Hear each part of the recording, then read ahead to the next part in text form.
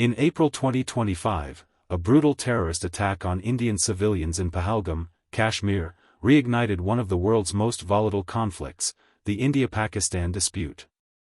In response, India launched Operation Sindoor, a military, diplomatic, and economic offensive unlike any seen in recent years.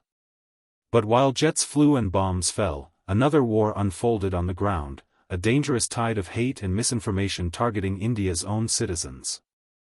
This is the full story of Operation Sindoor, and the spread of hate in India. The seeds of this conflict were planted decades ago. Kashmir, a region claimed by both India and Pakistan, has been a flashpoint since 1947. In recent years, cross-border terrorism fueled by Pakistan-based groups has led to repeated escalations. On April 22, 2025, the Pahalgam terror attack became the latest flashpoint. The Pacific Forum's analysis confirmed the attack was carried out by Lashkar-e-Taiba operatives. Pakistan's security establishment pressured the group to deny involvement, but the evidence was undeniable. Mass protests erupted in Kashmir, both condemning the attack and expressing anger at Pakistan's role. In retaliation, India targeted one of Pakistan's most vital lifelines, water. The Indus Waters Treaty of 1960, brokered by the World Bank, has survived wars and crises. But in April 2025, India announced its suspension, a historic first. Why does this matter? Pakistan relies on the Indus Basin for 80% of its agriculture and a third of its hydropower. The threat sent shockwaves through Islamabad. Simultaneously, India launched an economic offensive.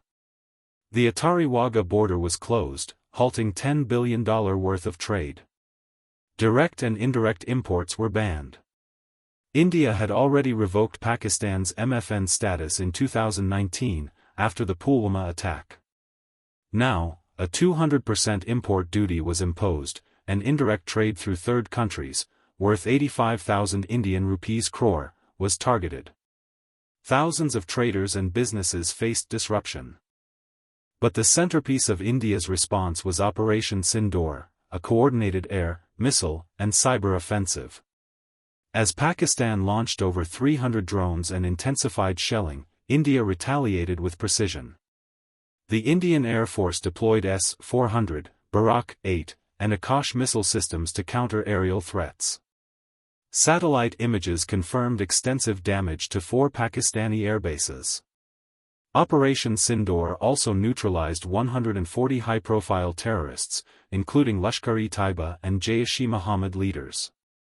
Meanwhile, Pakistani civilian areas suffered as well, a tragic reminder of the cost of war. As the nation rallied around its soldiers, a darker story unfolded within India. Kashmiri students were attacked and forced to flee universities. Shawl sellers were assaulted in Mussoorie. A biryani vendor was murdered in Agra. Entire villages demanded Muslims vacate their homes. The widow of slain Navy officer Vinay Narwal pleaded for peace, but her voice was drowned out by mobs. Even public officials like MP Minister Vijay Shah faced legal action for hate speech. On social media, Indian Foreign Secretary Vikram Misri and his family were viciously targeted. At a moment when unity was essential, hate threatened to tear India apart from within. Internationally, reactions were mixed. The U.S. reaffirmed its sanctions against Lashkar-e-Taiba and FIF.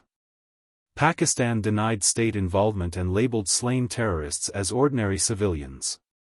Foreign governments called for restraint, fearing escalation between two nuclear-armed neighbors. The propaganda war online was fierce, with bots and trolls on both sides muddying the waters. Operation Sindoor showcased India's growing military capabilities and resolve against terrorism. Yet it also exposed deep social fault lines within India itself, where hate and misinformation thrived in the shadow of war. The lessons are clear. Fighting terrorism is a national duty. But protecting the social fabric of a diverse democracy is equally vital. Because once hate is unleashed, it can consume us all, regardless of nationality or faith. In the end, the true victory lies not in bombs or missiles, but in upholding humanity, even in the darkest of times. Thank you for watching.